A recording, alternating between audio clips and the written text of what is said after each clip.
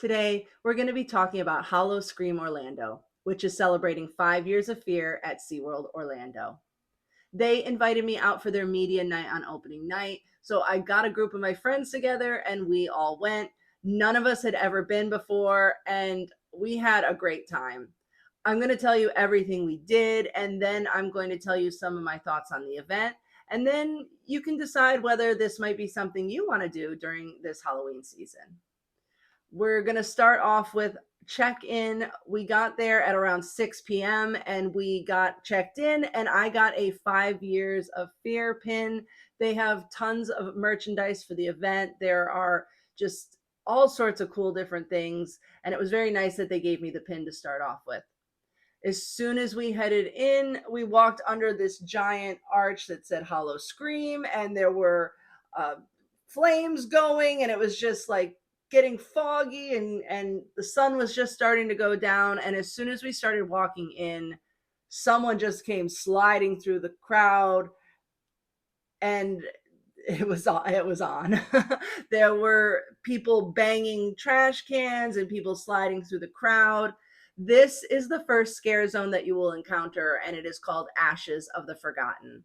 It's a new zone this year, and it is really cool.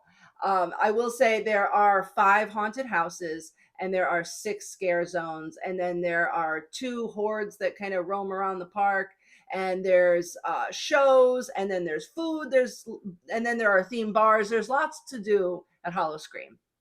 But the first thing you encounter is Ashes of the Forgotten. So I think the story for this zone is that these are the nightmare citizens, and they all serve one master, which is Havoc. Havoc is this year's icon. He is brand new, and SeaWorld Orlando has a really great description for him. So I'm going to read this to you here. He is hell's ambassador to the living, a punisher, a seducer, and a breaker of souls. His goal? To turn pain into pleasure, chaos into worship, and fear into fuel. So that is your icon this year at SeaWorld Orlando. That is Havoc. And so when you walk into Ashes of the Forgotten, these are all the people that kind of serve Havoc, and they are just fantastic. We had such great interactions. They were just loud and sliding, and when they slide, there's sparks, and they were climbing up all of these different like set pieces and kind of shouting down at us. At one point they found us, and it was like so cool because like we had kind of gone around, and then they were up above like pointing down at us saying like we couldn't hide. It was like really such a unique and like individual interactions with the scare actors. So we roamed around the zone for a little bit. And also in this area, there is a themed bar. And this ties into the scare zone. So once the event opened for the night, we kind of checked that out first. This bar has entertainment in it as well. So that's really cool. This is Scorchline Bar, and it's basically like an underworld biker bar. And there was the live percussionist, and the music and the vibes were going. There's special food and drink here as well. We also made a quick stop into the store over here to check out some of the merchandise. We bought a couple things. We got a hat. There was a really nice glow in the dark hat. There was a long sleeve that kind of looked like a spirit jersey. They also sell the necklaces that if you don't want the scare actors to scare you, you can purchase those. Just before the event opened, they had some girls come out with blood bags and jello shots in syringes. Oh my gosh, it was so cool. We got the blood bag and the syringes. Everyone kind of agreed that the blood bag was just a little too sweet. It is an alcoholic drink. And I can't remember quite what was in it, but it was a little too sweet. But the jello shots, oh my gosh, I had a few of these. The green one is lime tequila, and the red one is cherry vodka. I love the cherry one, and these just really easy to go down and definitely strong. So even though we didn't get anything at the Scorch Line bar, we grabbed the shots and the blood bag, and then we saw the opening ceremony, which features Havoc. He comes out. So if you go to the event and you get there early enough, you can see this opening ceremony. It's pretty cool. And then the event is officially open for the night. We wanted to get right out into it, so we didn't stay too long after the opening ceremony. We made our way into the park where there's directional signage to point you to which scare zone or wherever you're going. We made our way through the Bloodlight District first. This was such a cool zone. This is a returning zone from last year. It's a favorite, and I can see why. This is basically the red light district for vampires. So there are sexy vampires in the windows, sexy vampires walking around the streets. It was just such a cool vibe. Another one that had some great interactions. I mean, the vibe of the event feels a little more adult at times. I asked to get a picture and was told to get down on my knees and beg for it. So I loved it. I loved it. So that was really cool. It was great interactions, great scare zone. So we walked through there, and that was our first like introduction. We'd done Ashes of the Forgotten when we got there, and then we, as soon as like the event was officially open and we made our way through the Bloodlight District, we started to make our way over to find some of the houses. The Collector's Curse is a new house this year. They were having a little bit of a technical difficulty starting up at the night, so we just decided we would move on to the next house. So we skipped Collector's Curse and made our way over to the Raveyard, which is another new house this year. And it is basically what you would think. It is a rave in a graveyard. So zombie ravers, totally fun. I loved the vibe. It was a lot of neon, a lot of, music and just party goers. It was cool. The Raveyard was really fun. I also really like that the scare actors are actually using their voices and yelling at you, and it's not like a pre recorded message. It was just kind of took you more by surprise. This house was a lot of fun, colorful, but the end, I freaked out. It totally took me by surprise, which is one of the reasons I like these houses. They send you through in small groups, so you don't see the scare happen ahead of you and then happen to you. You kind of actually get the full scare. So when I walked in the room and the wall, I don't even know what happened. Whatever happened, the wall came to life. Something scared me and I screamed like crazy and ran out of there. It was a lot of fun though. There are a lot of different themed bars, and we just wanted to kind of check out the vibe. So we stopped at Tormented, which is like ice zombies. They had some zombie dancers outside, which was really cool. I like that. We didn't get anything to drink there. We just kind of wanted to see what it was all about. But I will say, if you're going to drink or eat and drink, they do have tasting lanyards you can purchase, and those will give you multiple drinks and food like credits, and you can use those multiple times throughout the event. So if you're going more than one night, that's kind of cool. We had one of the tasting lanyards, so I have had 5 drinks on it, and there were 4 of us, so we're going to eventually use those and get everyone a drink, which was going to be like a great value. I think the lanyard with 5 drinks and 2 food items is $75. I think the most fun, or one of the most fun things of the night, was Wood Rot Hollow, which is a scare zone. And I know there are a lot of Halloween events that put a lot into the theming of the zones and props and stuff. But I think this is proof that you really don't need much to create a good scare, because it's really just kind of an empty walkway.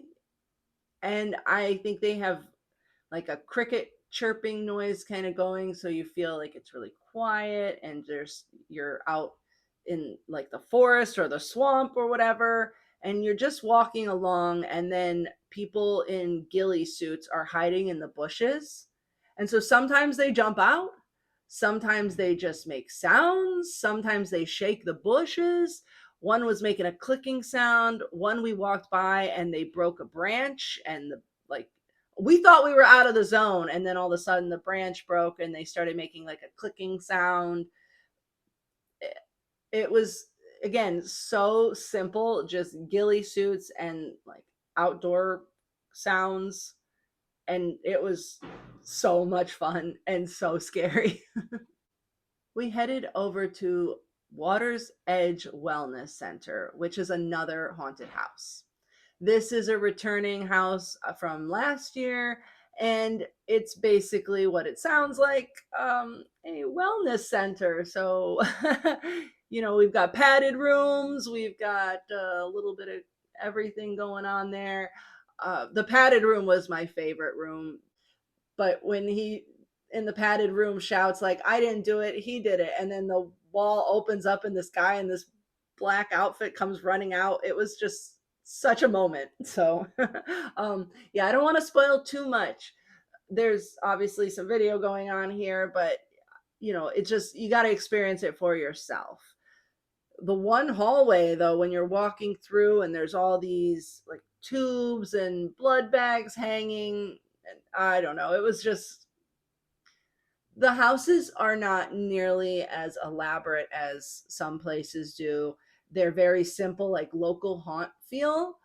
But I love that. I think it's almost scarier that the actors actually get a chance to scare you. Like the interactions are a little different when it's a small group coming through a room versus like a steady stream of people in a line. There was just something creepier about being alone in there, and I don't know, there was just, I really liked it. It was a lot of fun. So wellness, Water's Edge Wellness Center. And I think some of the best scares from that house were like when I thought I was out of the house and I was not. So they got me so good in these houses. Whereas some events, you see the actor jump out 3 times before you get there. And so this was, unsuspecting victim here. So I really love the vibe of the houses. Another zone this year is Trailer Park Tragedy, and that was a lot of fun.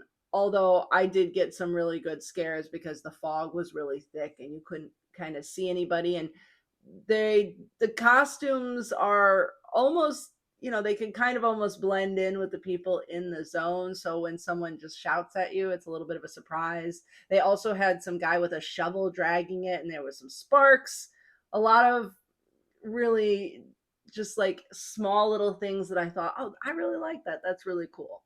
So we like the Trailer Park Tragedy Zone, and we made our way through there because we needed to see Monster Stomp. There are 2 shows that you've got to see. One is Throttle, which is new this year, and one is a returning show called Monster Stomp. And I went to a fashion show for Howl-O-Scream like a week before the event started, and they did some of the performances from Throttle, and it is definitely a very sexy show, very adult sexy show. Looks cool.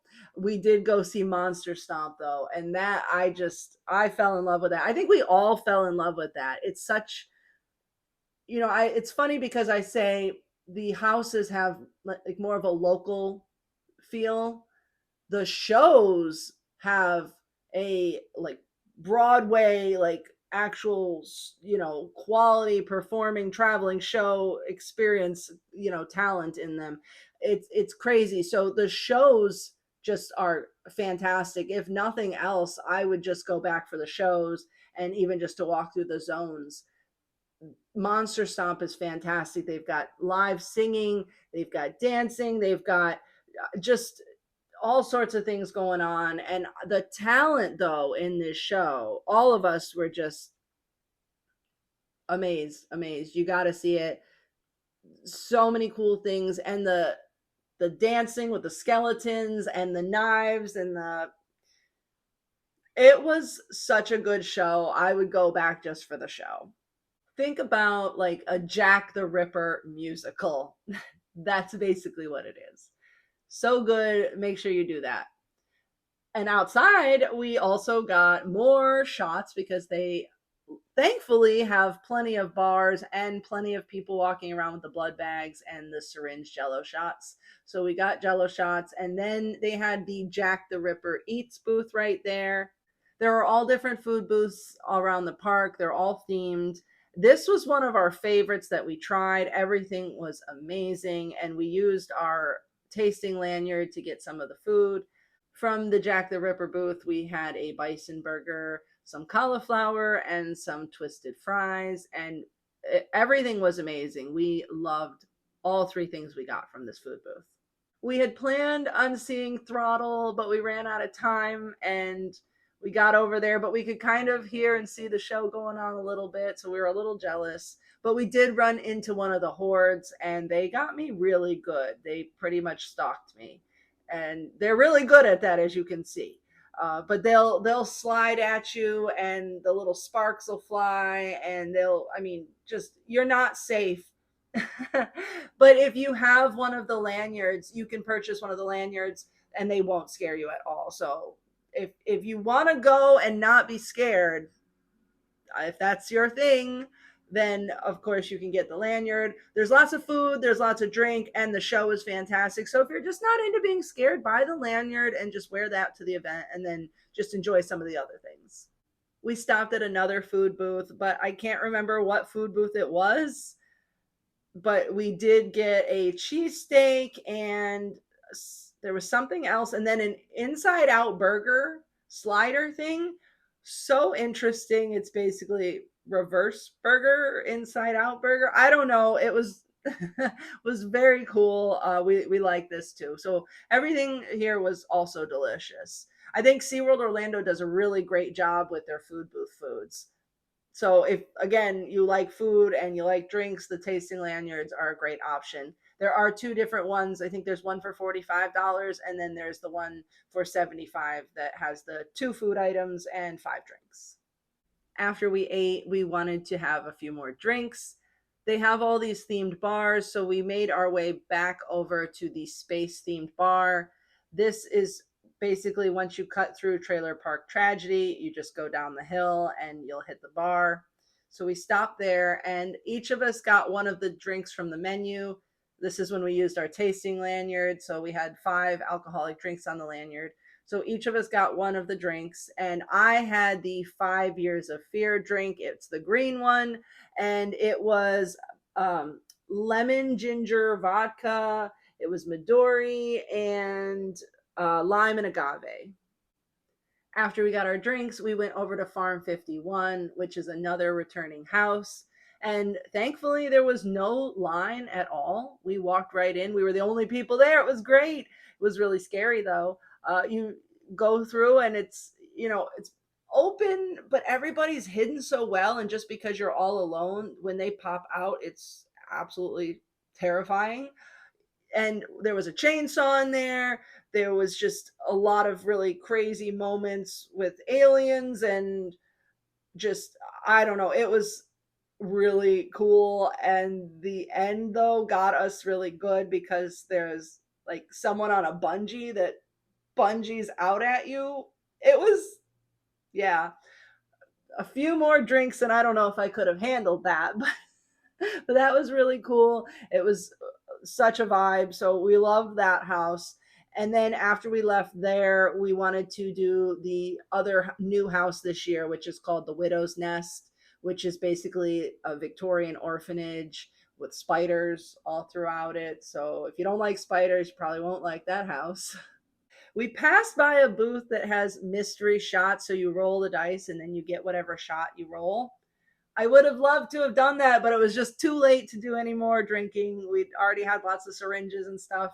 So we passed on that. But next time I go, I will definitely do that. So if you're into shots and you're kind of like, even if you're into like mystery things, I highly suggest you check out that booth. It was over kind of, I, I think it was a little bit down from where Sharks is. So if you know that area, I'm pretty sure that's where the booth was. So we did 4 out of the 5 houses. We did not do Collector's Curse. That's another new one this year. That's the only house we missed. We also missed Throttle. So I guess there's, two reasons for us to go back at least. We had two more zones to get through on the way out. So we walked through Cannibal Harbor, and this one got me so good. It was probably the most memorable scare. We were walking through, and then all of a sudden, at your feet, there's somebody laying in the bushes.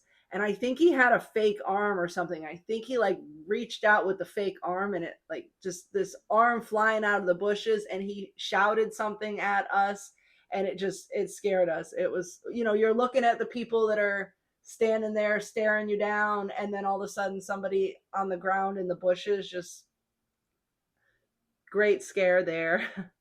And after that, we made our way through the final scare zone, which was Echo. I think it's Echoes in the Glass. Yeah, Echoes in the Glass.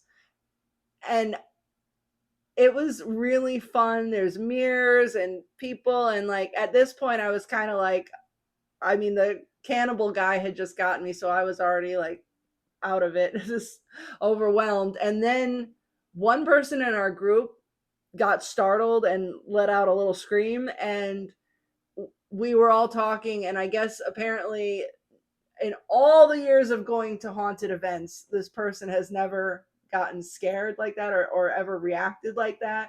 And so they were all loving the fact that this was his first time ever like getting got by somebody.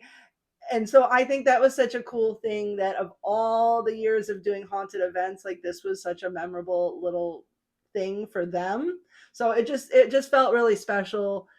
And that was just, such a cool moment, because again, some of these zones are really, really simple, and it's really just the scare actors that make it. They are so good and so dedicated. I just have so many nice things to say about everyone that works this event. After we walked through there, we kind of made our way, and then we thought, okay, we have one more minute. We can run through the Bloodlight District one more time. So we made our way through there again. Just love that zone. And it was basically, the night was over. We still had a few bars we missed. We missed one of the shows. We missed another one of the little entertainment things. We missed a house. I mean, we were going the whole time, enjoying ourselves, and I feel like there was still more to do. It ended at midnight, and all of us were like, man, we could have like had like one more hour, would have been great. We could have done the rest of the stuff.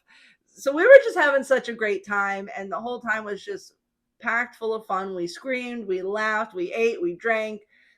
It was such a fun night. So I got to say thank you to SeaWorld for inviting me, first of all. But I definitely am excited, because some of my other friends that are coming to town, they really love Howl-O-Scream. So they're planning to go when they come. So I'm going to go back with them. So I'm looking forward to another night. Now, this is where I got to say, the shows, fantastic. The actors, fantastic. The zones, the food, I mean, everything is just so great. And the price is not that bad. I think tickets start about $45. So really, a night out with the family, or a date night, or just a night with friends is not going to like really break the bank. $45 for an event here in Orlando is really a good price. You can also purchase passes to skip the line if that's your thing. I think they do like a VIP as well. So there are options if you want to make it like a bigger night for you. But if you're just looking for something fun and spooky that's gonna get you out of the house and just something different, I definitely would recommend this. Another thing I really love about Howl-O-Scream is it just felt like more low key. The crowds were not overwhelming. It's not like hours of waiting in lines for houses. It's not, 200 people walking through the same scare zone. It just feels a little more personal and intimate. And there's just a charm to Howl-O-Scream that I don't find at some of the other events that I attend.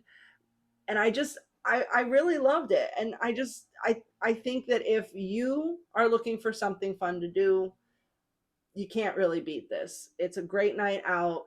Get the tasting lanyard. If you're not looking to be scared, get the lanyard so that they don't scare you, and just go out and enjoy the food, because I thought the food was fantastic, the show. So I have nothing but nice things to say about Howl-O-Scream. It's This is their 5th year, so I'm sure, every year that we're going to see a little bit more and it just grow into a bigger event.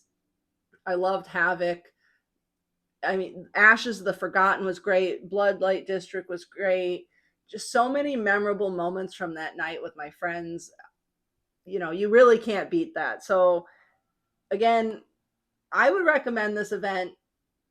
But if you're looking for something with Easter eggs and over the top details in the houses, there's another place that I would recommend. But if you're really just looking for a really fun time, some good scares, a low crowds environment, Howl-O-Scream is for you. So again, thank you to SeaWorld Orlando for inviting me. If you guys have any questions about the event, leave them in the comments. Let me know if you've ever been to Howl-O-Scream, and happy Halloween.